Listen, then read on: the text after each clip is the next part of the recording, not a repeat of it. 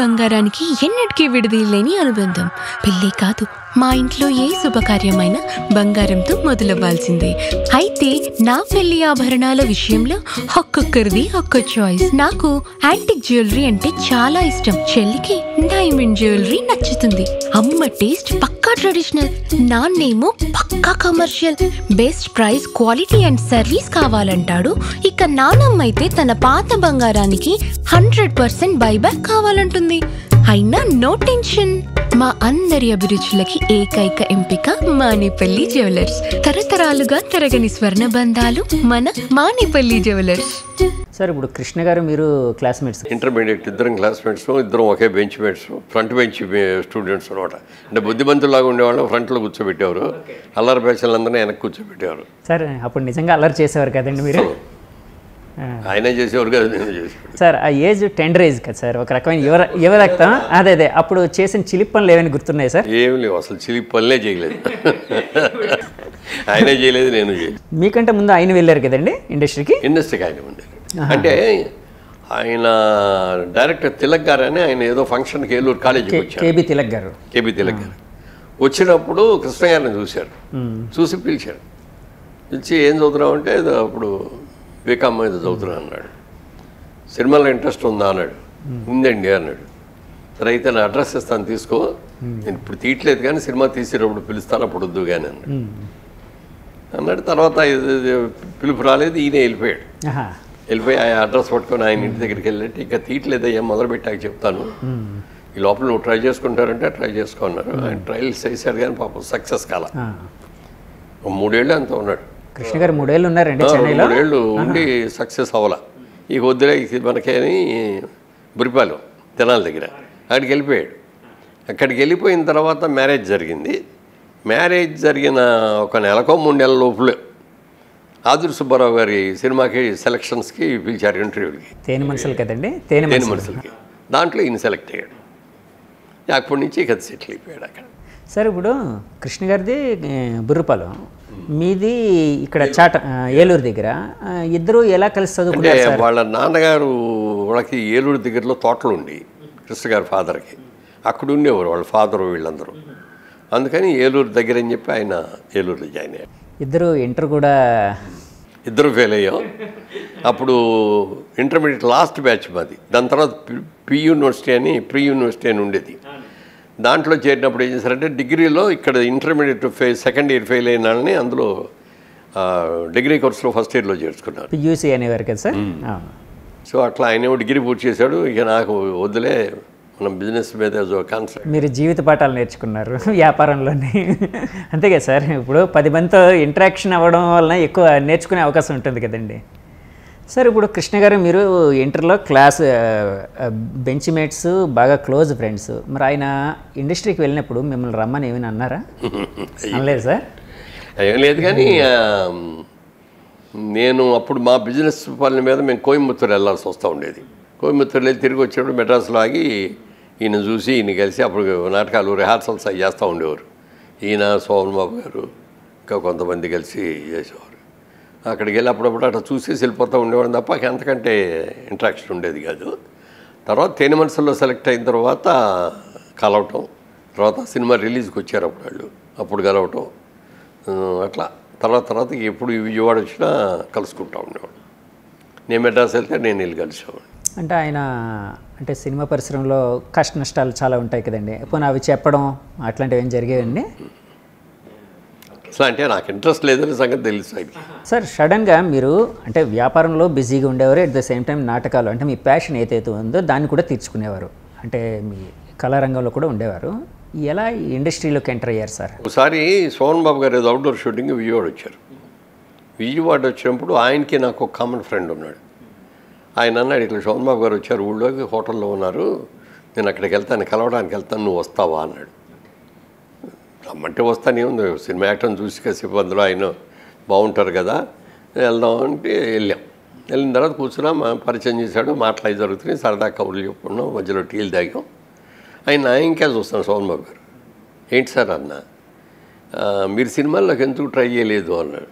నాకు ఇంట్రెస్ట్ లేదండి, నాకు బిజినెస్ ఇంట్రెస్ట్, అందుకని నేను బిజినెస్లో ఉన్నాను అందుకని అన్నాడు. లేదండి మీరు సూట్ అవుతారు, సినిమాలకి, ట్రై చేయండి మీరు అన్నాడు. నాకు ఇంట్రెస్ట్ లేదులేండి, వద్దు అన్న. ఆ తర్వాత మళ్ళీ ఆయన ఇప్పుడు క్రాంతి కుమార్ గారు మా క్లాస్మేట్, ఆయన కూడా క్రాంతి కుమార్ క్లాస్మేటు, రాజమౌళి గారు మా క్లాస్మేటు, రాజమౌళి గారి నాన్నగారు, రాజమౌళి గారు కాదు, రాజమౌళి గారి నాన్నగారు ప్రసాద్ గారు, విజయ్ దీనేంద్ర ప్రసాద్, ఆయన కూడా మా క్లాస్మేటే. సో వీళ్ళందరూ ఉండి వాళ్ళు అప్పుడు శారద అనే సినిమా తీసినప్పుడు కృష్ణ గారు శారద యాక్ట్ చేశారు, రాజమండ్రిలో షూటింగ్. మేము విజయవాడ నుంచి శనాద్వారాలు వస్తే అక్కడికి వెళ్ళేవాళ్ళం అనమాట. వెళ్ళి ఆడతో అందరూ సరదాగా గడిపి ఇచ్చేసాం. అప్పుడు కూడా ఆయన అనేవాడు, రండి గారు, అప్పుడు రాజబాబు కదా, రండి రాజబాబు గారు బాగుంటుంది ఇదే అనేవాడు. నన్ను వదిలేండి అన్న. అనుకోకుండా వీళ్ళే ప్రెషర్ ఇచ్చారు మళ్ళీ, హనుమాన్ ప్రసాద్ గారును క్రాంతి కుమార్ గారు తీసుకెళ్ళి మెడ్రాస్ తీసుకెళ్ళి ఫోటోలు ఇచ్చారు, మా నెక్స్ట్ పిక్చర్ చేద్దుగా నువ్వు అది ఇది అని. అయ్యి అనుకోకుండా అట్లూరు పూర్ణచంద్ర గారు చూసి ఆయన వెంటనే సెలెక్ట్ చేశారు. ఆయన సెలెక్ట్ చేసి డైరెక్ట్గా హీరో అన్నారు. ఒక విధంగానే ఆశ్చర్యం, ఎవరన్నా ఇస్తే చిన్న క్యారెక్టర్ ఇస్తారు, సెకండ్ హీరో ఇస్తారు, కానీ డైరెక్ట్గా హీరో ఇస్తారు అని అనుకున్నాను. అన్న తర్వాత మీకు వచ్చిన హీరో ఛాన్స్ ఒకరిని విలన్ చేసిందంటే కదండి. అంటే ముందు గిరిబాబు గారిని హీరోగా సెలెక్ట్ చేసుకున్నారు, చేసుకున్నాక విలన్ కోసం వెతుకుతున్నారు. ఈ టైంలో నన్ను చూశారు, నన్ను చూసి నేను హీరోకి బాగుంటాను, ఆయన విలన్ బాగుంటుందేమో అని అనుకొని ఆయన అడిగారు, అంటే ముందు మీరు హీరోని సెలెక్ట్ చేసాం, మరి ఈయన వచ్చిన మురళీమోహన్ గారు వచ్చారు కదా, ఈయన హీరోగా బాగుంటుంది అనుకుంటా, మీకు అభ్యంతరం అయిపోతే విలన్ వేస్తారా అంటే, నాకు వేస్తానండి, అభ్యంతరం లేదండి. అలా కలిసిపోయి. సో ఫస్ట్ సినిమా జగమేమాయ కదండి. జగమేమాయ సార్, అది సక్సెస్ఫుల్ సినిమా సార్ అప్పుడు? అంటే పెద్ద హిట్ అంటానికి లేదు, కానీ ఆ రోజుల్లో 6 వీక్స్ అంత పడింది సార్. ఫస్ట్ టైం మిమ్మల్ని మీరు స్క్రీన్ మీద చూసుకున్న తర్వాత, అంటే బయట థియేటర్లోని మీకు కలిగిన ఫీలింగ్ ఏంటి సార్? ఫీలింగ్ అంటే బాగానే ఉంది, కానీ షూటింగ్ చేసేటప్పుడే నేను ఒక ఫీల్ అయ్యాను. ఫస్ట్ డే వెళ్ళగానే మాకు సాంగ్ తీశారు ముందు. ఆ సాంగు అది కొంచెం బాగానే అయిపోయింది. ఆ సాంగ్ తీసేటప్పుడు ఇదొడుకుంటారు, ఇట్లా సాఫ్ట్ లైట్ ఉండేవి కాదు, రిఫ్లెక్టర్స్ వేసేవారు. మొత్తం నన్ను ఒక చెరువు గట్టు మీద లాంటి హైట్లో నిలబెట్టి కింద ఒక 10 రిఫ్లెక్టర్లు పెట్టారు వరుసలో వేసి, అన్నీ వేసి ఆ పాట చరణం అది పాడతా చూడి నవ్వుతూ పాడమన్నారు. అది అసలు కళ్ళు చూడలేక కళ్ళు మూసిపోయాయి. కళ్ళు తెరవండి అంటే ఇట్లా అనేవాడిని, తెరవలేకపోయేవాడిని. నాకేమో కొంచెం ఇరిటేషన్ వచ్చా కళ్ళు ఎర్రబడిపోతాయి. ఇక అప్పుడు చూసి ఇది మన వల్ల ఏది గదిలే, ఇది వెళ్ళిపోదాం అనుకున్నారు సార్. అనుకుంటే లేదని వాళ్ళు మొత్తం మీద ఆ సాంగ్ పూర్తి చేశారు. సీన్స్లోకి వచ్చేటప్పటికి మనకి డ్రామా అనుభవం ఉంది కాబట్టి టక్ లాగేసాం, మేనేజ్ చేశారు. సో అదొక బెటర్ ఎక్స్పీరియన్స్ ఫస్ట్ టైం, అంటే కొంత ఇబ్బంది కలిగించిన ఎక్స్పీరియన్స్. తర్వాత దాన్ని ఎట్లా ఓవర్కమ్ చేశారు సార్ మీరు? అలవాటైపోయింది.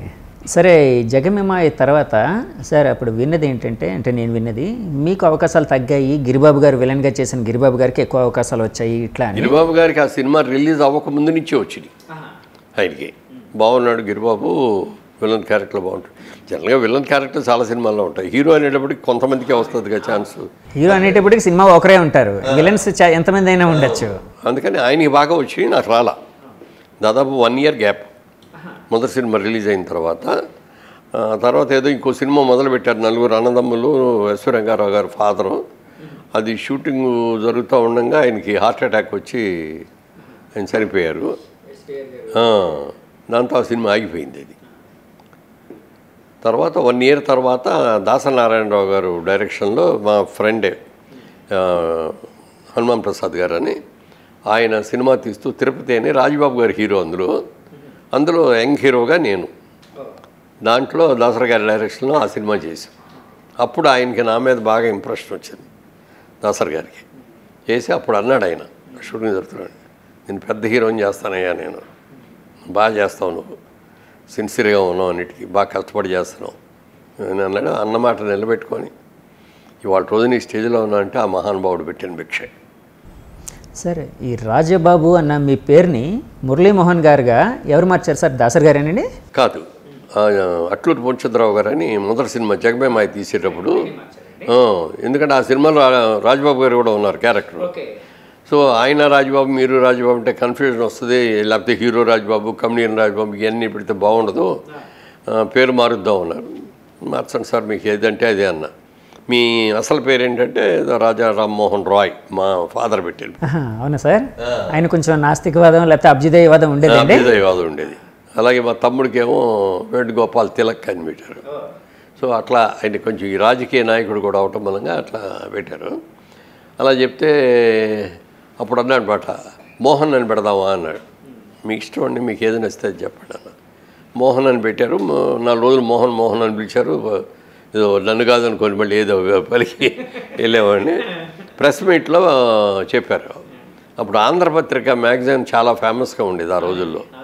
శ్రీనివాస్ అని ఒక జర్నలిస్ట్ ఉండేవాడు, ఆంధ్రప్రదేశ్ శ్రీనివాస్, మంచి జర్నలిస్ట్, సీనియర్ మోస్ట్. ఆయన అన్నాడు పేరు చెప్పగానే, ఏమండి మోహన్ అంటే ఏదో పేరు కత్తిరించినట్టుగా ఉందండి, ఫుల్ ఫెడ్జెడ్గా లేదు.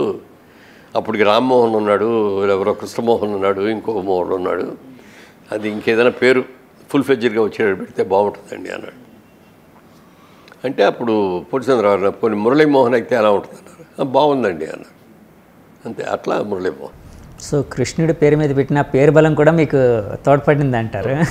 సార్ కృష్ణవేళ్ళు ఏమైనా ఉన్నాయా సార్? అస్సలు లేవు. నేను రాముణ్ణి, శ్రీరాముణ్ణి. అక్కినేని నాగేశ్వరరావు గారు మీకు అద్భుతమైన కాంప్లిమెంట్ ఇచ్చారట. ఇండస్ట్రీలో శ్రీరామచంద్రుడు ఎవరైనా అది మురళీమోహన్ గారని అని రవీంద్ర భారతిలో పబ్లిక్ స్టేజ్ మీద అన్నారు. ఆయన నాకు ఆశ్చర్యం, ఇదేంటిది నన్ను ఇట్లా అంటారని. ఇది ఇక్కడ అంటే కాకుండా తర్వాత అమెరికాలో ఆయన ఏదో టూర్లో ఉన్నప్పుడు నేను కూడా వెళ్ళాను. నేను అప్పుడు అమెరికాలోనే ఉన్నా. ఒక 5-6 సిటీస్ ఆయనతో పడి తిరిగా. అక్కడ ప్రతి స్టేజ్ మీద చెప్పేవాడు, ఆ సినిమా ఇండస్ట్రీలో శ్రీరామచంద్రరావు అంటే మురళీమోహనే అని. అంటే అంత దగ్గరగా చూసారు సార్ ఆయన మిమ్మల్ని? బాగా. అంటే ఆయన అంటే నాకు చాలా ఇష్టం. చిన్నప్పుడు నాగేశ్వరరావు గారు, సావిత్రి అంటే హీరో హీరోయిన్లు విపరీతమైన ఇష్టం అనమాట.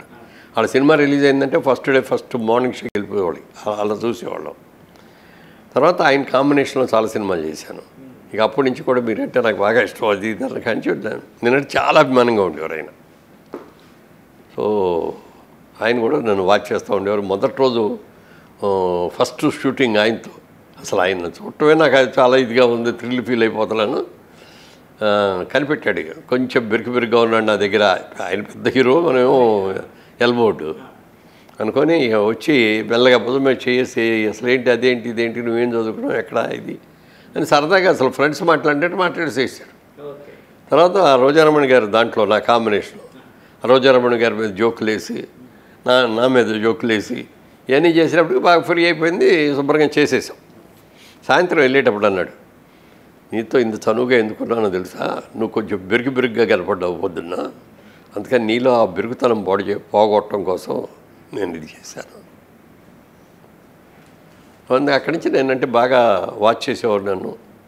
తర్వాత Kalyani cinema Annapurna studios banner పెట్టి, మొట్టమొదటి అన్నపూర్ణ ప్రొడక్షన్స్ ఏదో ఉండేది, దుక్కిపాటి మన్సూర్రావు గారు నిర్మాతగా ఉండి సినిమాలు తీసేవారు. తర్వాత అన్నపూర్ణ స్టూడియోస్ కట్టిన తర్వాత అన్నపూర్ణ గారు సమర్పించు అని పెట్టి తీసేటప్పుడు మొదటి సినిమా దాసరి గారి డైరెక్షన్లో కళ్యాణి అనే సినిమా తీశారు. ఆ సినిమాలో మన నాగేశ్వరరావు సొంత సినిమా, ఆయనే హీరోగా వేయాలి, కానీ నన్ను పిలిచి నాకు హీరో ఇచ్చారు. సొంత సినిమాలో ఫస్ట్ నేనే చేశాను. అన్నపూర్ణ స్టూడియోస్ ఫస్ట్ పిక్చర్ నేనే చేశాను. అప్పుడు అన్నారు ఆయన, నాగేశ్వరరావు నేను చేయకుండా నీకు ఎందుకు ఇచ్చారో తెలుసా అన్నారు. తెలియదు సార్ అన్న, నా ఇమేజ్ ఈ క్యారెక్టర్కి ఎక్కువ అవుద్ది. అంటే ఇద్దరు సింగర్సు, ఇన్ఫీరియారిటీ సుపీరియారిటీ కాంప్లెక్స్లు ఇద్దరి మధ్యలో వస్తాయి. మొట్టమొదటేమో నేను చాలా ఫేమస్లో ఉంటాను, జయసుధ్ ఏమో ఎల్బోర్డు. తర్వాత జయసుధ్ బాగా పెరిగిపోద్ది, నాకేమో బుకింగ్లు తగ్గిపోతాయి.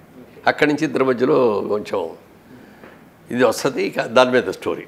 అందుకని కొత్త వాళ్ళు అయితే ఆ ఇమేజ్ ఉండదు కాబట్టి బాగుంటుంది, అందుకని నిన్ను అనుకున్నాం అని చెప్పి ఆయన అన్నాడు, నీ మీద నాకు చాలా నమ్మకం అయ్యా, నీకు స్టూడియోలో నా కాటేజీ నీకు ఇస్తున్నా, నువ్వు జాగ్రత్తగా ఉంటావు నాకు తెలుసు. ఫ్రెండ్స్ రావటాలు, ప్యాకెట్లాలు, మందు కొట్టాలు ఇవే ఉండకూడదు, అవి అసలు నాకు అలవాటు లేవండి, నాకు తెలుసు, అయినా అందుకే ఇచ్చాను నీకు నా కాటేజీ అని. అలా చాలా ప్రేమగా ఉండేవాడు నేనండి. తర్వాత ఎన్టీఆర్ గారితో మీ మొదటి పరిచయం ఎలా ఏర్పడిందండి? అది అప్పటికి ఒక 10-12 సినిమాలు అయినాయండి. అయినప్పుడు ఒక రోజున పీతాంబరం గారని ఎన్టీఆర్ గారికి ఎంజీఆర్ గారికి వీళ్ళకి బ్యాకప్ మ్యాన్ అతను. ఆయనను వాళ్ళ బ్రదర్ శేఖర్ అని కెమెరామెన్, వాళ్ళిద్దరూ వచ్చారు నా షూటింగ్ దగ్గరికి. వచ్చి మురళీమోహన్ గారు ఇట్లా మేము ఒక హిందీ సినిమా కొన్నాము యాదవ్కి బారాత్ అని, అది తెలుగులో తీస్తున్నాము, అందులో మంచి క్యారెక్టర్ ఉంది, చాలా మంచి క్యారెక్టర్, అది ఒకసారి మీరు మాతో కనుక వస్తే ఎన్టీ రామారావు దగ్గర తీసుకెళ్ళి పరిచయం చేస్తాం, ఆయన మిమ్మల్ని చూసి ఓకే చేస్తే ఆ క్యారెక్టర్ మీరు చేద్దరు కానీ అన్నాడు. అలాగేనండి అన్న. బ్రేక్ టైంలో స్టూడియోకి తీసుకెళ్లారు. రామారావు అప్పుడే చైర్లో కూర్చొని మేకప్ వేసుకుంటారు, టచ్ అప్ చేసుకుంటున్నారు. అట్లా లోపలికి ఎంటర్ అవ్వగానే రండి బ్రదర్ మురళీమోహన్ గారు రండి, మీ గురించి విన్నాం, బాగున్నారు, బాగా చేస్తున్నారు, మంచి పేరు తెచ్చింది ఈ క్యారెక్టర్, సినిమాలో ఈ క్యారెక్టర్ అద్భుతమైన క్యారెక్టర్. నేను హీరో అనే పేరే కానీ నాకు హీరోయిన్ లేదు, డ్యూయెట్లు లేవు. హీరోయిన్ మీకే, డ్యూయెట్లు మీకే, మిగిలిన పాటలు అన్నీనేమో మా బాలయ్య బాబుకి, మన ముగ్గురు అన్నదమ్ములు, అందులో బాగా చేయండి, మంచి పేరు వస్తున్నాడు సార్, మీ ఆశీస్సులు ఉంటే అలాగే బాగా చేస్తాను సార్ అన్న. అది బాగా మంచి పేరు తెచ్చింది. అప్పటికి ఇంకా నా పేరు మురళీమోహన్ అనేది కూడా పూర్తిగా ఎస్టాబ్లిష్ అవ్వాలి, ఏది మాసంలోకి వెళ్ళేటప్పటికి. అప్పుడు ఇక ఆ సినిమా రిలీజ్ అయిన కానీ ఎన్టీఆర్ తమ్ముడు అనేవారు. అవునా సార్, ఎక్కడికి వెళ్ళినా అలాగే పిలిచేవారండి. అన్నదమ్ముల అనుబంధం కదండి సినిమా. పాటలు కూడా సూపర్ డూపర్ హిట్ కదా సార్. మంచి పాటలు. సో తర్వాత ఆయన బ్యానర్లో, ఆయన సొంత బ్యానర్లో కూడా మీరు చేసినట్టున్నారు కదా సార్ సినిమాలు. ఎన్ఏటి బ్యానర్ మీద ఇంకా. అవును, ఎన్ఏటి మీద ఎక్కువ చేయలేదు కానీ అది అయిన తర్వాత నేరం నాది కాదు ఆకలిదేనో అదో క్యారెక్టర్ చేసాం. ఇంకోటి ఏదో నేను సుజాత ఒక పేరును, రామారావు గారు ఇంకోళ్ళు ఎవరో ఒక పేరు, అది ఒకటి సినిమా చేసాం. ఒక 3 సినిమాలు చేసాం. యాక్చువల్గా మీ సినిమాలు చూసిన వాళ్ళు మిమ్మల్ని ఒక ఫ్యామిలీ హీరోగా యాక్సెప్ట్ చేస్తారండి. అంటే మీరు చేసిన సినిమాలన్నీ అలాంటివే, అంటే ఆల్మోస్ట్ క్లీన్ ఇమేజ్తో ఫ్యామిలీస్ అన్ని చూడదగ్గ సినిమాలు చేసేవారు.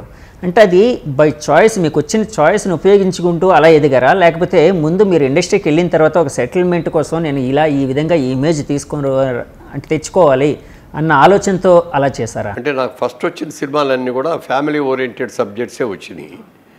ఇక నాకున్న ఇమేజ్కి ఇది అయ్యే బాగుంటాయని అందరూ డెసిషన్కి రావటం, అందుకని ఆ టైప్ క్యారెక్టర్స్ ఇవ్వటం.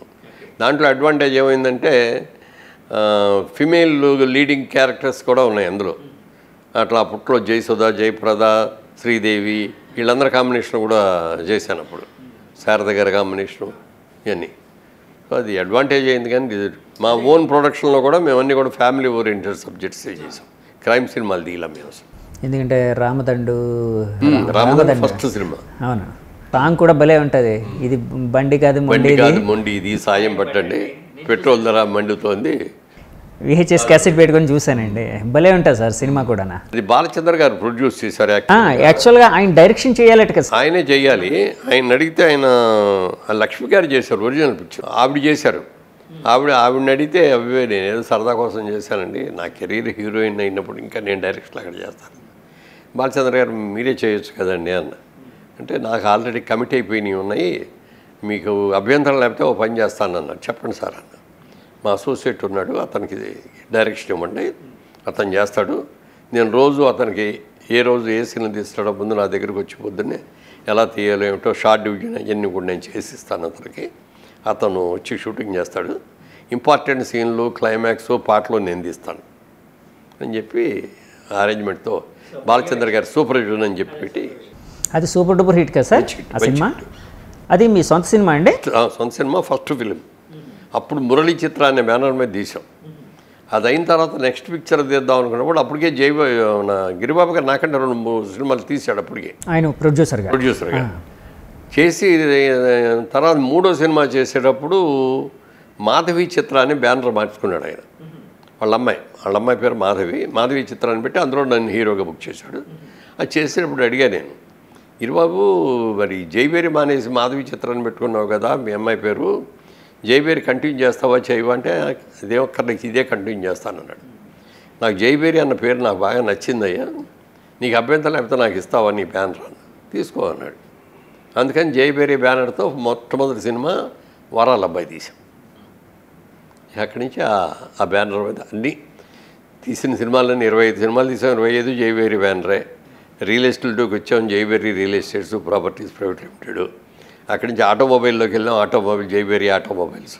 అట్లా అన్నీ జైవేరి గ్రూప్ ఆఫ్ కంపెనీస్ లాగా. జైవేరి జయం కలిగించింది మీకు సార్.